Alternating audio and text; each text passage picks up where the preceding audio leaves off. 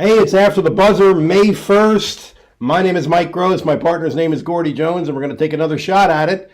And we have another guest, and we think he's going to be a good one. He's Chris Finch, former two-time All-American at Franklin and Marshall College in basketball, and also a current and former assistant coach of the Houston Rockets, Denver Nuggets, former coach of the Great Britain national team, and currently an assistant coach of the New Orleans Pelicans. So we're going to talk some NBA playoffs and hoops in general with Chris. Thanks for making the time for us, my man. Hey, I appreciate it, Mike. Good to be here. Let's talk about in particular last night's Golden State game, which I don't know if you saw it, but a lot of people were saying that maybe this is maybe the last hurrah for Golden State, and so much of the talk in Game One was the officiating. I really thought I was impressed with the statement that they made last night.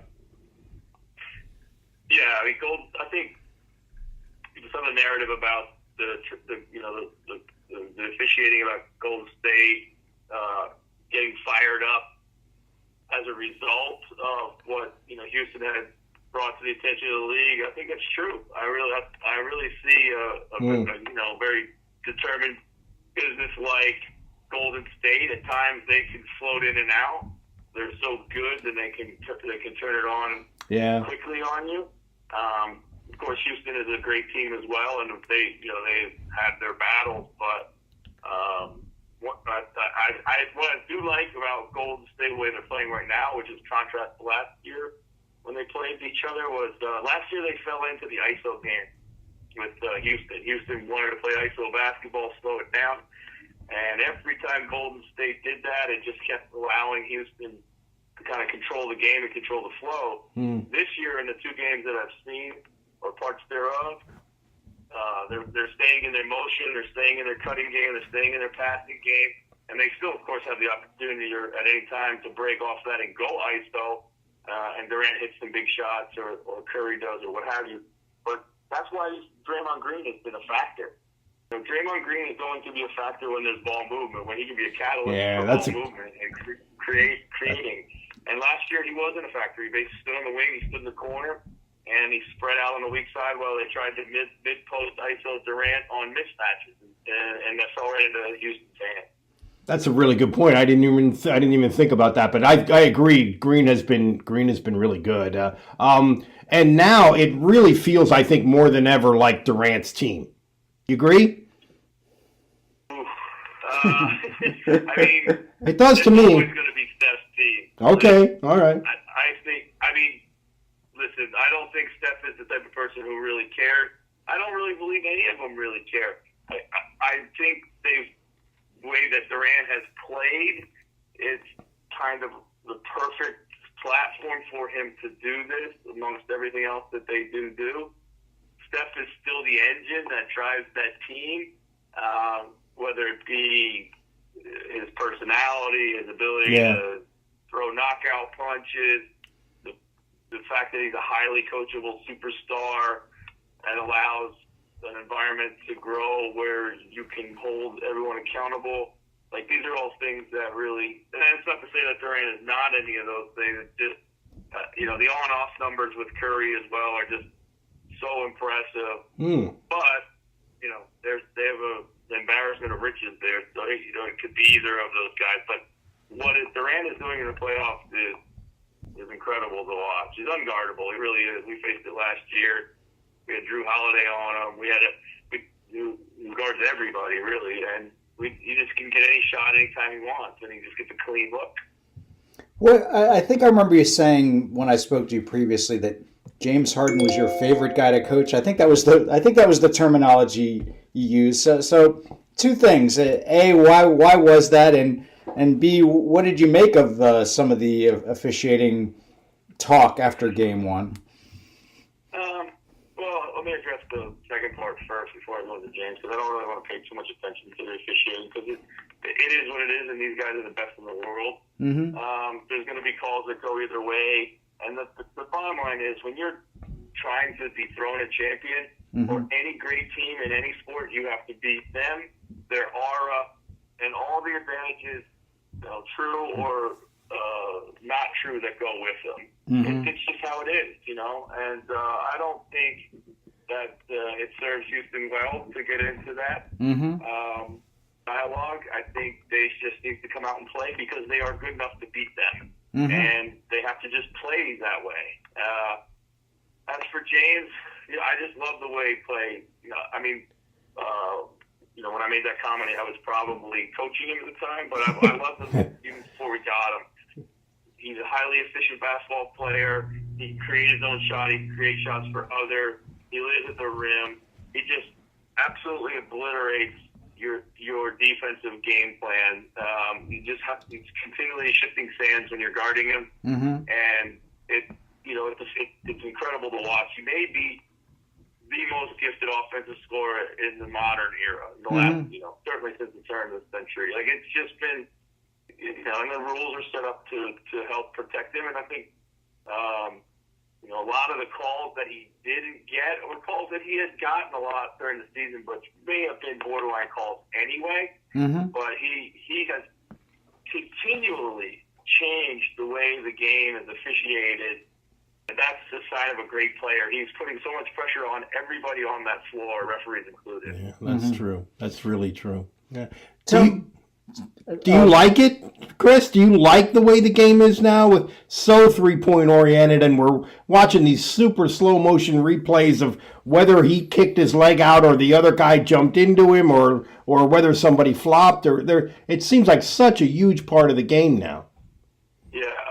Well, if you've ever seen any of the teams that have been involved with play, you'll know I love the three. We really embrace it. And as far as the replay and the refereeing, I think we've gone a little too far to the side of protecting the shooter. We don't protect the rim attacker. I mean, LeBron made that comment early in the season, and he's 100% right. Yeah, I agree with that too. Guys going to the rim are getting fouled probably way more than the percentages of calls that they get.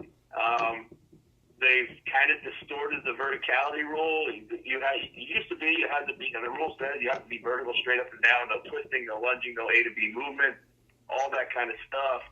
And now, as long as you have your hands back and you can meet the guy at an angle, you can twist, you can do a lot of other things that they'll let go, because there's this collision. And one thing that's making it hard on the refs is that teams know that they're not settling anymore. They're determined to get to the rim. Not live in the mid-range, not take the floaters like they used to. So it puts a lot of pressure on those guys refereeing these games. That's a really, really hard job for anybody. On the perimeter, what we see now is a reaction, again, a lot to what we talked about earlier, the pressure that the likes of James Harden have put on the game, and getting their shots off, step-back jumpers, getting fouled in pick and roll, all that stuff. To me, I think we have to continue to fine-tune it to find something that seems a little bit more like normal basketball. Let me ask you on another tack. You also coached DeMarcus Cousins last year in New Orleans, and he had a really good year until he popped his Achilles, and I know that you had a role in that. So, what was it like coaching DeMarcus, who came in with a reputation as not being the easiest guy to coach, and B, is in some ways, is Golden State maybe a little better without him at present because they do go smaller and they can switch things and things like that? What's your take on that part of it? First of all, I really enjoyed coaching DeMarcus. He's a very, very intelligent basketball player who makes his teammates better. DeMarcus has a very hard time on the floor not doing the right thing, particularly on offense. Defensively, he's comfortable playing in certain coverages more than others, but offensively, there is the right play to make. He makes it 90% of the time. And for superstars to trust their teammates like that, regardless of who he may be passing the ball to, it's not always the case. DeMarcus, what he and AD were able to do on the floor together was a tribute to their ability to sacrifice and share the floor, not just share the ball, but also share the Right. It was a shame what happened to him, and I'm glad to see that he was able to get back, back out on the floor and have a really good season. And of course, it ended horribly for him. Do they Right. miss him? Yes, they miss him because at some point the series is going to probably shift to, a lot more, even more switching. Right. And that they would. The last game that they played in the regular season against each other, DeMarcus punished them because I remember they that. switched a lot, and he was able to punish them. Yeah, he did. And so at some point they're going to miss them. Mm-hmm. The advantage that they have is that those guys and Draymond playing at the 5 Right. is their best lineup and has been for years. Right. So but that doesn't mean they're not, because their second unit is a little, it's a little bit of, can be a little bit of a blind spot for them. The unit that they start the second quarter with at times can sputter, Right. and that was where DeMarcus was really good with as a go-to option or another guy to create. Right. Yeah, it's interesting to me because as you well know, they're starting Iguodala now, and I think he's played really well in the first 2 games at both ends, and as you mentioned, just the way they share the ball is just that's them. They're certainly playing to their identity now. It's really been impressive. Yeah, and Iguodala helps for 2 reasons. One is an elite playmaker, but you can give them one more defender that they can switch out onto James. Like, they have Clay, they have Draymond, they have Iguodala, and then they have Durant, who, he's shown that he can guard and he's got great length. So that gives James a lot of guys he's got to work through. Yeah. They're trying to manipulate pick and roll to get Steph in there, but they're doing a pretty good job of switching Steph out of that action. Yeah. And leaving somebody else on him who's gonna continually take the challenge. And the hard part about guarding James is, even if you have a great defender over 48 minutes, it's really, really hard because it's you and him on an island all the time. Right. Yeah, that's really true. Chris, let's talk a little bit about the New Orleans and the situation there this year, because this, from the outside, it looked like it had to be unique to the point of almost being bizarre, where you have a top 5 player on the planet, but you don't really have him, or you don't have him all the time. And was that as unique and difficult as it appears to be to sort of us looking at it from the outside? Well, it was a difficult season, and because we didn't live up to expectations. We had a lot of injuries early, and then when we were rounding by the time we were going to get healthy, Anthony asked for his trade, which he has every right to do so. The unfortunate part was that it had become as public as it did, and that left us kind of in a position to sift through the wreckage, if you will. What I would say about this is Anthony is a great kid, and like Steph Curry, we talked about, he's a highly coachable superstar. He is a character person, and I honestly believe he just kind of got to a position where he's just frustrated with what he had seen, and the injuries that had mounted up this year have mounted up in years past. And what great players need more than anything else is they need hope. They need hope that it's going to be better, that there's going to be a plan around. And, I think as you talk to Anthony down the stretch of the season, once he had crossed that line, he wasn't 100% comfortable with doing that and where he put himself and how he carried himself, because that's not truly who he is as a person. He's a great team, and you want him on your team. And his teammates, they didn't bail on him. They continued to embrace him. He stayed well connected. He stayed connected with the coaching staff. It was a joy to be around. And just organizationally, then we had to protect our assets and also try to then play young guys to develop a core going forward. So we had to shift emphasis in the middle of the season.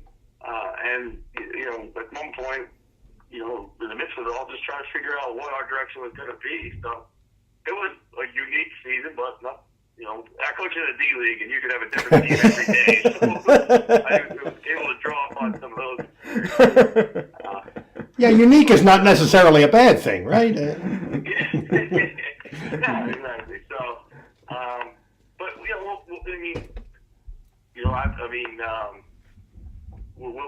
see. We'll certainly miss him if he's gone, and maybe he's excited by some of the changes. I'm not sure. So, not something that really I can talk about at the time because I don't really know. Yeah, Sure. I wonder if you could just address the whole thing of what it's like to scout in the playoffs. Because I remember a couple years ago, we were talking about that Lillard shot that he made against the Rockets, where you guys absolutely knew what play they were going to run coming out of the timeout. First of all, how do you know? What goes into that knowledge?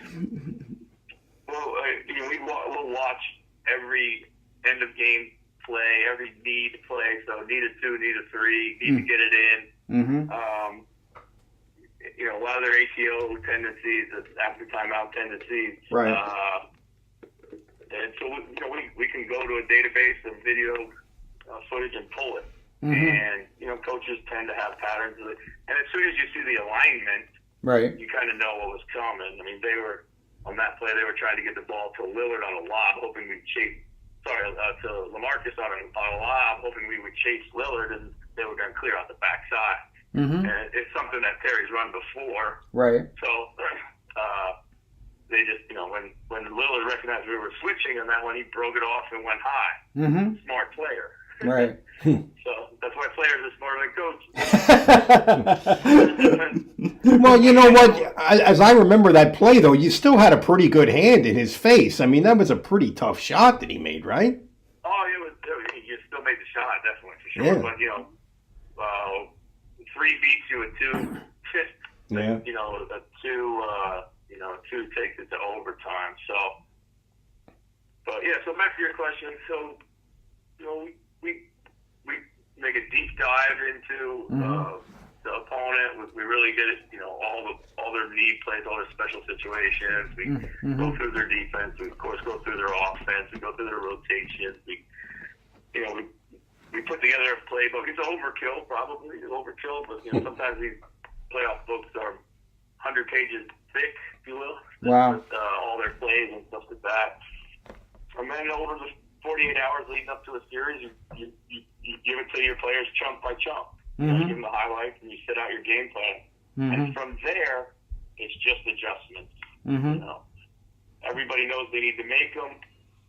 The biggest question is, do you make them or do you stick with what you think you should have done better the game before? Yeah. Right? So, and sometimes you wait too long to make them, and sometimes you can make them in advance.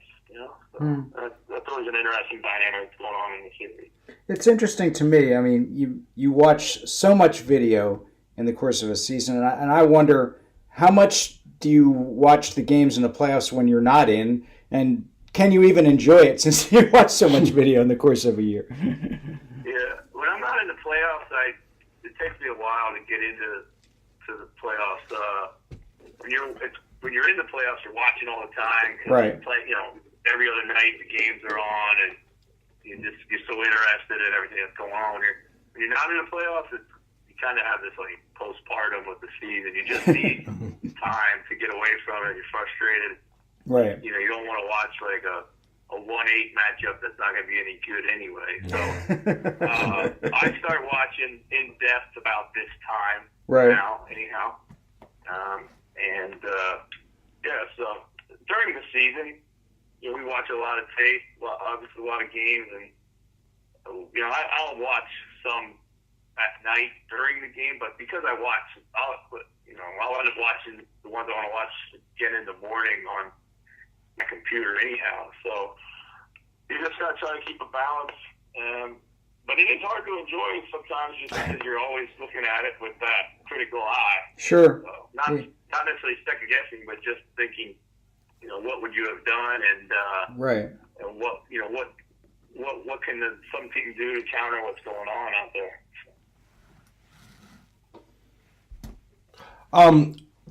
In that vein, here's something that I just watching as a fan. I don't know if you saw Boston Milwaukee, but the first game of that series, it just reminded me of when Milwaukee has the ball. It looks like kind of like the pre-snap thing in a football game where the defense is in the right formation every time. And they just had them so stymied, and they had Giannis so stymied, and then it could not have been more different last night. Did you see? I mean, that was really fascinating to me, the contrast there, and what Milwaukee maybe figured out. Well, when we played Milwaukee, Giannis likes to attack right down the middle. Yeah, the sure. Spot, and that's his wheelhouse. So if you sell out to protect that, like Boston did, you're going to give up some kick-out shots, but you still need to take away Giannis first. Well, we did the same thing against them. Then in the second half, all they did is move him to the wing, and they let him drive from the wing, and so now the nature of your help is a little different. And he's so long and so explosive. What I love about that kid is he plays with so much force. You put your body on him, he doesn't care. He's going to spin off you and put his body on the next guy. So once he gets that angle on you, it's over. Yeah. So you can create a better angle oftentimes when you're attacking there from the side, and or freeing him up to attack from other places on the floor. So I didn't see a ton, to be fair, of last night's Milwaukee game. But I would imagine that was one adjustment that they made. Mm-hmm. It has to be, yeah. I mean, it was, and it just so it was almost like he was being triple teamed, and you'd think there's no way you can triple team an NBA player, but I guess if Milwaukee shot the three a little better in Game 1, it would have been different. Right? Yeah, make or miss league. Yeah. So do you? The other adjustment that sometimes these guys make. They're really freaking good. So they are really play good. Better. Yeah, that's a good adjustment. Play better. You're not going to stop a kid like that, to that level 2 times in a row. So, Yeah, he's a beast, no doubt. Do you have any read on the Sixers at this point, considering they've kind of reinvented their team 3 times this year? No more than, you guys obviously are closer to them than I have. But, what they do have is they've got a lot of guys that are really good with the ball, that can kind of go get their own shot. That really helps in the playoffs, because you get stuck and you got to make these shots when you play. Mm-hmm. It looks like they've been able to use some of their failures in the postseason, if you will. By that, I just mean some of their losses or their troubles, and galvanize around that, which means they're probably coming through some of those chemistry issues that may have been there. Mm-hmm. Putting that aside, yeah, I think that's right. If they have deep-seated chemistry problems, you can't avoid those under the stress of the playoffs. Mm-hmm. It was really odd the last game. I mean, James Ennis and Greg Monroe outscored Embiid and Simmons. Which is, who would have pictured that? And they won the game. So again, I guess it's one of those necessity being the mother of invention kind of situations, like you were saying. Yeah, and that's how it is. In the playoffs more than ever, you really pick your poison. Right. You just say last year we sold out to stop the 2 guards in Portland, and the other players just didn't make enough shots. And, that's obviously what Toronto's going to try to do. They're going to make those guys make shots, and then if Ennis and Monroe make those shots, and then you're going to live with that because that's what you set out in your mind before the game. Uh-huh. That reminds me of that. You guys beating Portland last year. That reminds me of, I think you have one of the most underrated guys in the league in Jrue Holiday. And talk a little bit about what he's like as a human being, and also, talk about defensively some of the things he can do. But just, this is really an unusual guy, an unusual player, and an unusual guy is my feel of Jrue Holiday. Yeah. You're not going to find a better human being in any walk of life. He's just a phenomenal man, phenomenal kid. He's a great teammate. He's highly coachable, high IQ. He has a material quality to him, which goes along with his confidence as well. He is an all-star level player. Like, he is an all-star level player. He is a franchise level player. He just plays in the Western Conference. And unfortunately, he's gaining some momentum. Unfortunately, I had some injuries and some setbacks early in his time here. But his momentum is going stronger and stronger and stronger, and at some point he'll get the honors he deserves when it comes to all-star nods and all that. But we certainly view him as one, treat him as one. He's very important to our success. The great thing about Drew is, if he makes a mistake on the floor, he's gonna make it up in a minute. He's gonna just go ahead and steal it from somebody. He has that tenacity. He loves to play defense. He's highly competitive. Offensively, he can get his own shot anytime he wants. Has a habit of overcomplicating things at times, he's much better off the ball, but you can put the ball in his hands and close games with him, which is a great luxury to have.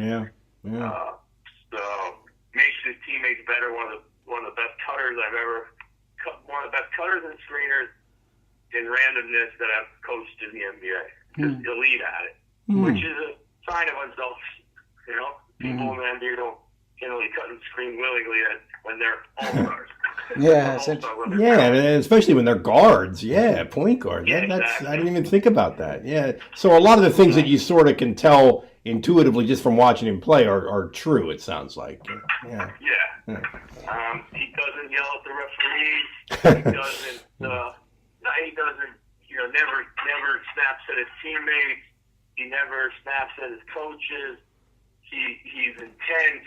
He'll tell you exactly what he's thinking, what he wants. I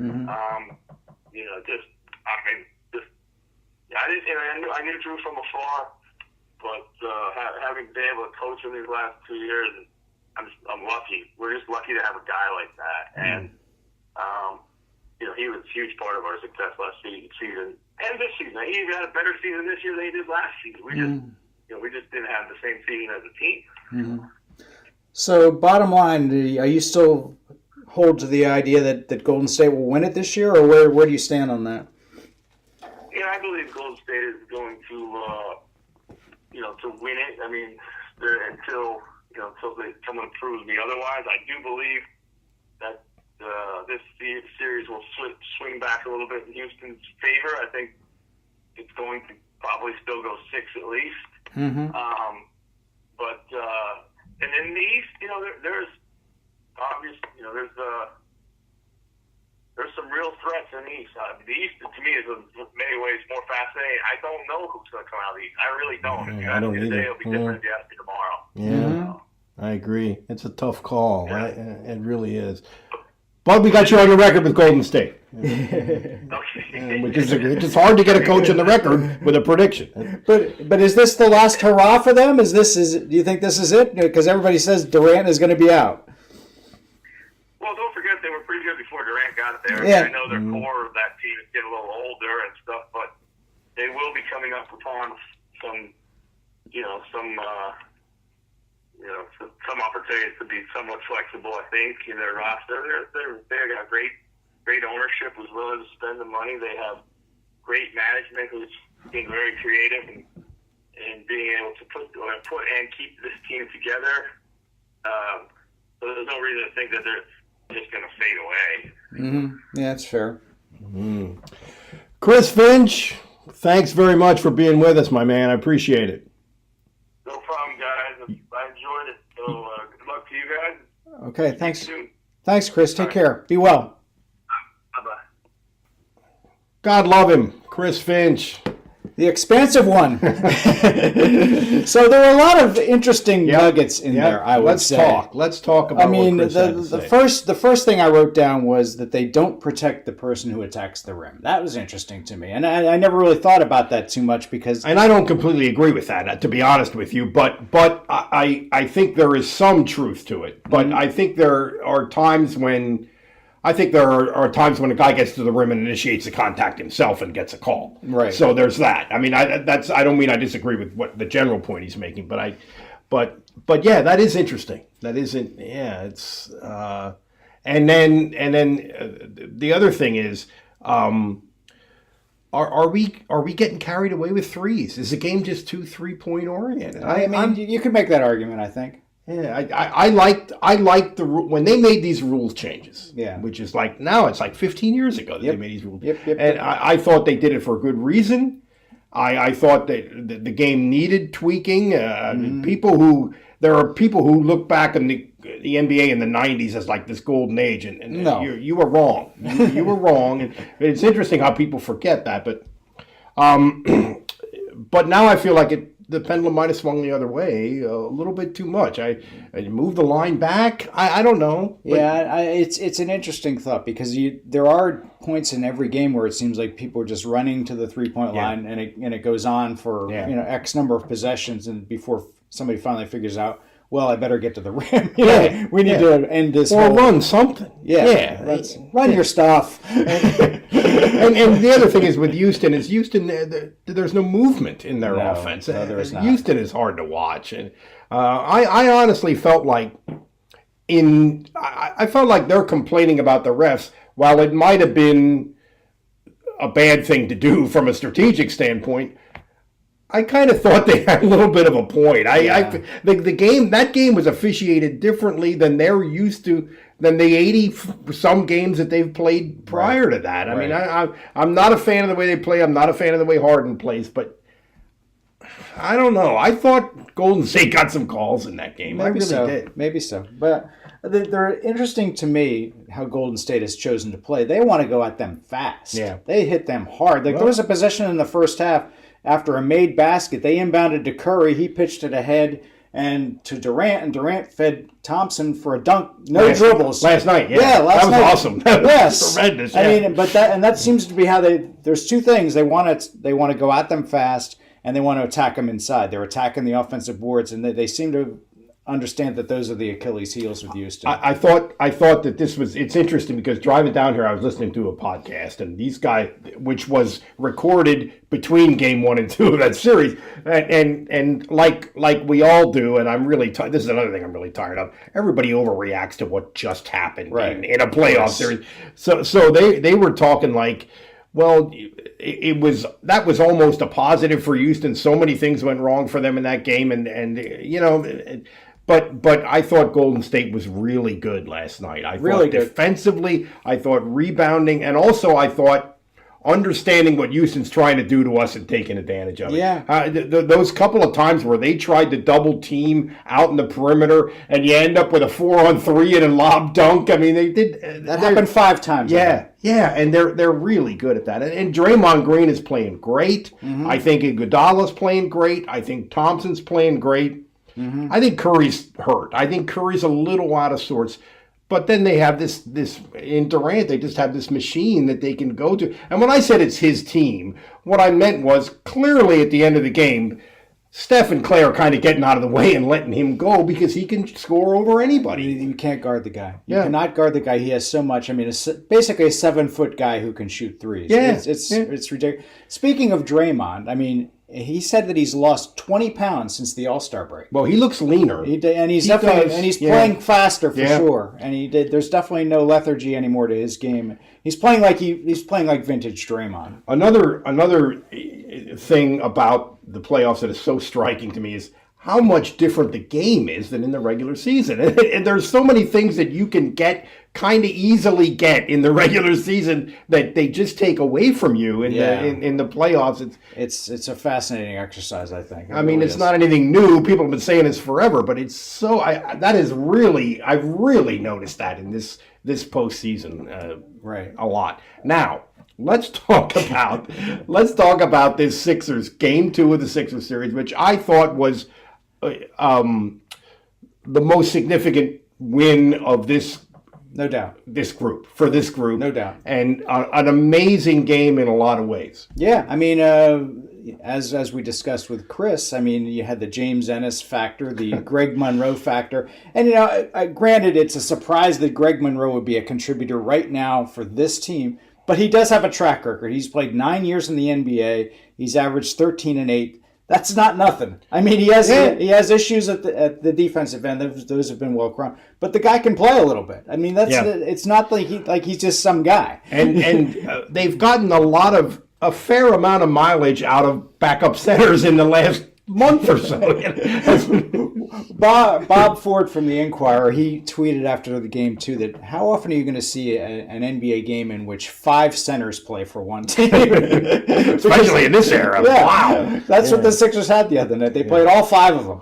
Yeah, go figure. And man, that's crazy. But I thought we've talked a couple times in this podcast about how they haven't been as good defensively, and they haven't been as good a rebounding team as they were last year. And the individuals involved, it doesn't quite make sense that they were in game 2. I thought they were tremendous defensively. They were tremendous in terms of rebounding the ball. It makes you wonder why they can't be that more often, because I think Toronto's a pretty hard team to guard in a lot of ways. Yeah. And then I thought they actually were pretty, given the opportunities that were created for them on offense by their defense, I thought they were pretty bad offensively in that game, but found a way to win. Yeah, I mean, Brett Brown, who according to a certain segment of Sixers Twitter is the dumbest man alive, actually made a really, really astute move. He put Tobias Harris on Marc Gasol, and he put Embiid on Pascal Siakam, and I thought that really worked out well for them, because then you have Embiid closer to the rim, and they were basically daring Pascal Siakam to shoot outside, and he wasn't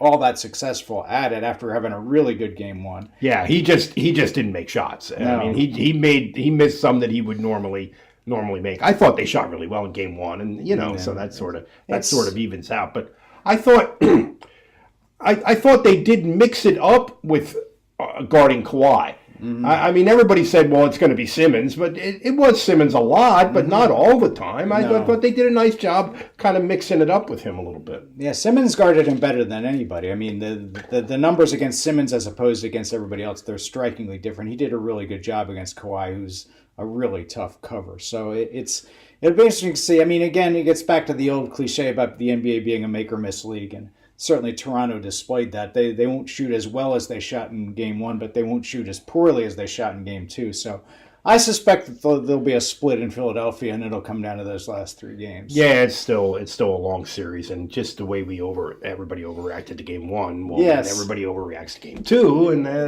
it was interesting. I thought of 2 examples of overreactions to game 1s in the Sixers' history. The one overreaction was the Allen Iverson step-over game in 2001 against the Lakers. Sixers win the game. They don't win another one. They don't win another one in the series. And in 1982, the Sixers lost game 1 of the Eastern Conference Finals to Boston by 40 and won the series. Yeah, right. That's right. They lost by 40. They lost by 40, my friend. And this game 2 of the Toronto series the other night, it almost felt like if the Sixers had been better offensively in that game, I thought Simmons was pretty awful offensively. Yeah, they could have won that game in a blowout, and almost the way Milwaukee bounced back last night, But it's funny the way these things swing and the adjustments. I think it's interesting. I think it's really interesting. I think it's a lot of fun, and no doubt. Yeah, we're not even halfway through it. I know. I mean, as Chris said, who knows who comes out of the East, because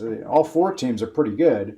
And, it looked like Boston was finding its mojo, and then they go out and lay an egg in game 2. Yeah, Milwaukee. And all these teams that have a chance to win it, when they're playing well, when they're winning, it looks like, well, they got it figured out. But they don't. Of course they don't. They don't. It's amazing the way everybody falls into this trap.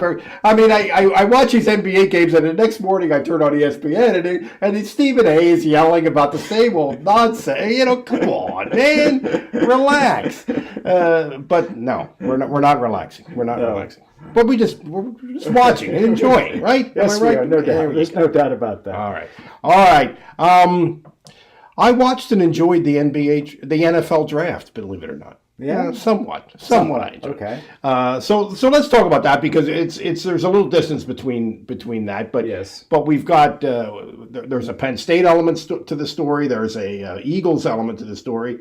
There's a sort of overall picture, which means are the Giants as stupid as they seem? I almost tweeted this out during the NFL draft. I keep saying NBA.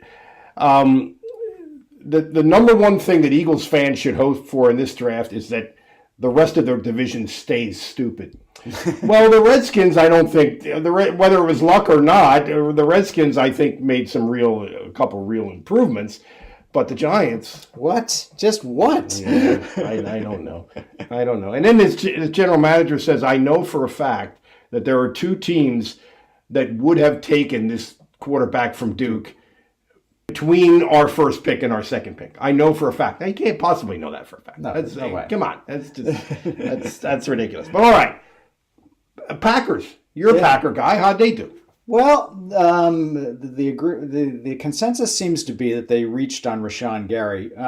Your impressions of Rashawn? Rashawn Gary is I think people are high on him based on the fact that he was the number one player in his high school class. I don't think he's been that productive, and I think he's a little bit of a tweener. I don't think he's that 330-pound gap filler guy, and I don't think he's a super quick, J.J. Watt guy who's going to be all over the place.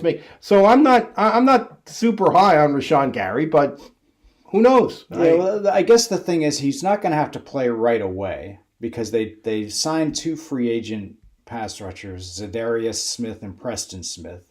So, and the other thing they talked about was that they're going to move him around and play him a lot of different positions. They announced him as a linebacker, and they said they'll play him a lot of different places. And I have a lot of trust in Mike Pettin because I think that he's one of these guys, he just sort of figures it out with whatever he's got. And it seems like he's got a lot of raw material to work with. So we'll see if that. And then they drafted the kid Savage. He's a safety from Maryland, and my only memory of Maryland is Penn State going down there and putting 66 on their defense. Wait, that was a less than dramatic affair. Wow, that was really ugly.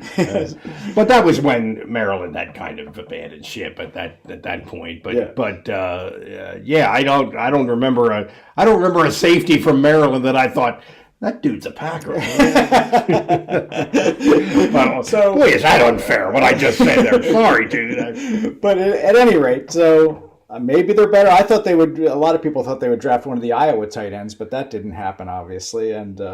But they did draft a tight end later on, so we'll see how that pans out for them. And how about Iowa? 2 tight ends in the first round? In the first round. Yeah, it's crazy. Amazing. Yeah. It's just crazy. And I knew they were both good, and the one who supposedly is more athletic is not the one who was most productive. But Kirk Ferentz, tight end you, baby. There you go. So Miles Sanders to the Eagles. What do we think of that? I'm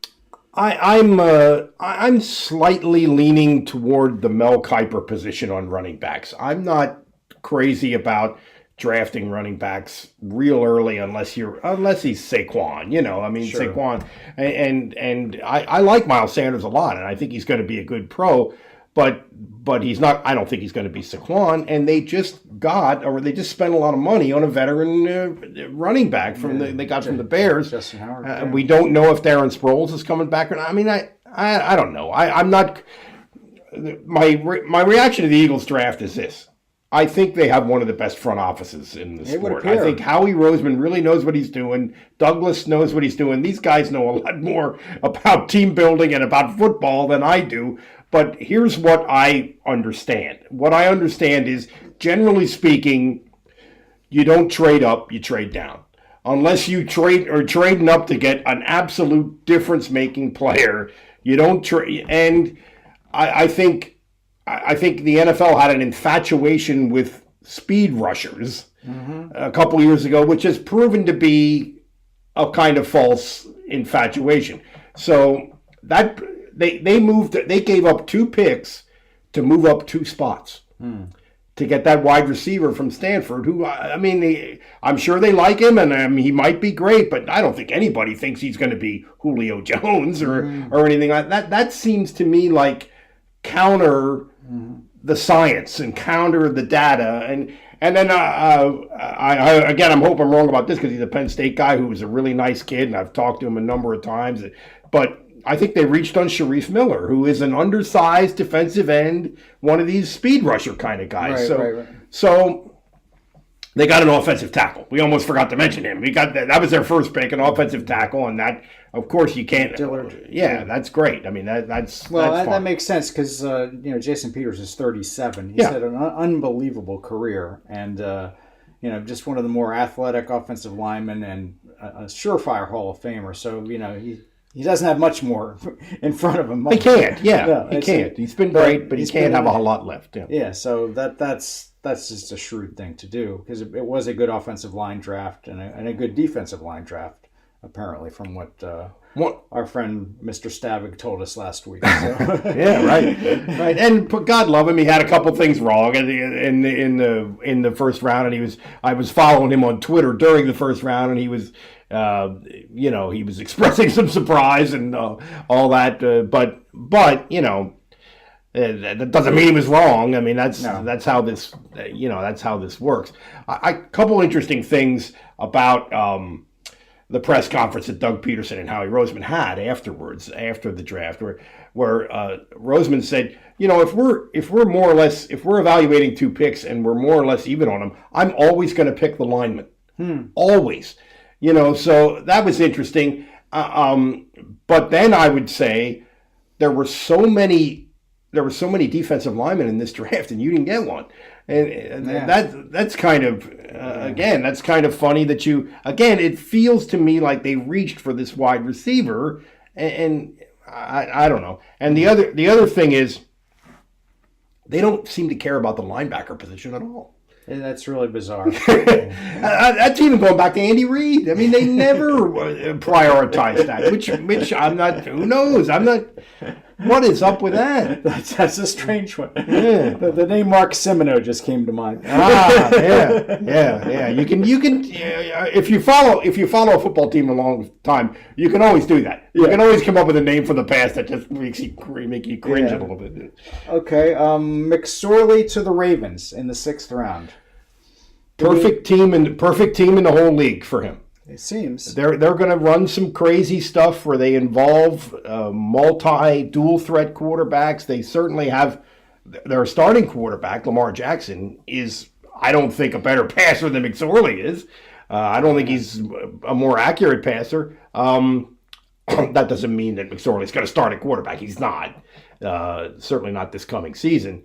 But in the 6th round, maybe he can help them at some other position, in some other role. Their GM said, interestingly, if we keep 3 quarterbacks, one of them is going to have to do some other things. Mm-hmm. Well, Trace can probably do some other things. Maybe they had that in mind when they picked him. That's right. That's why I say it might be the perfect spot in the whole league for him. Yeah, because the kid in New Orleans, his name escapes me. Their backup quarterback, he plays special teams, and so it's I can't think of his name either, but I know what you mean. Sort of an analogous situation, I think. So Trace, as we know, was a safety in high school and a good one apparently, and but didn't want to work out as a safety before the draft. So and actually, Lamar Jackson, exactly the same. They wanted him to work out as safety at the combine, and he refused to do so. And now he's, so it'll be, I think they have a new offensive coordinator. They have an approach. They're hinting at, we're going to do a little bit unusual things to take advantage of the personnel we have. It feels like this was the best landing spot possible for Trace McSorley. Yeah, I tend to agree with you. I think he'll get a fair shot at any rate, and then they'll be doing some things that should suit his strengths at this point in his career. Right.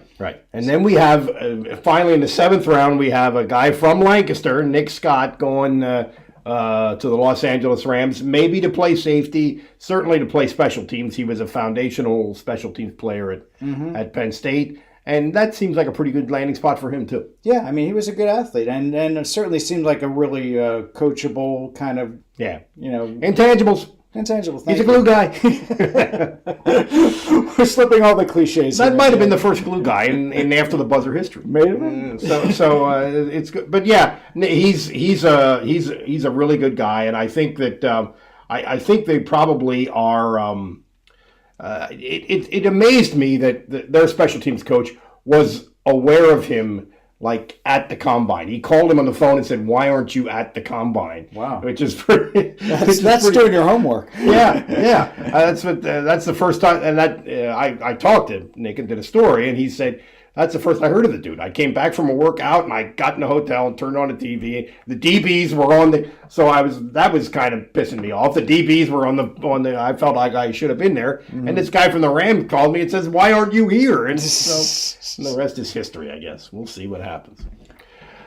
My man, plug away. Well, Sixers, Thursday, Sunday, the end. All right, that about covers it. And All right. yourself. Well, I'm doing some Barnstormers stuff. I'm doing the local pro baseball team, and doing a story about them and the rules changes that the Atlantic League is experimenting with in kind of conjunction with Major League Baseball, which really haven't been a factor in either of the games that I've seen so far. Okay. But there's that, and just the usual. Things get a little slow this time of year. They do that. in our It's line. not the worst thing. Yeah, that's Not- right. Not the That's worst right. thing. Summertime and coming, and the living is easy, as they say. That's what they say. All right, gang. If you want to contact us, if you want to interact with us, and we hope you do, the Twitter is at Buzzer After. But if you just look again, search for After the Buzzer, you'll find us. Our Gmail address is afterbuzzer@gmail.com. Facebook is After the Buzzer. Just search for it. And please let us know what you think about how we're doing. We can't tell how we're doing. We have a general idea, but we can't really tell how we're doing. So check us out. All right. We'll be back again soon. Thanks for listening. I'm Gordy. I'm not Gordy. I'm Mike. He's Gordy. That's right, isn't it? I'm Mike. You're Gordy. All right. Peace out.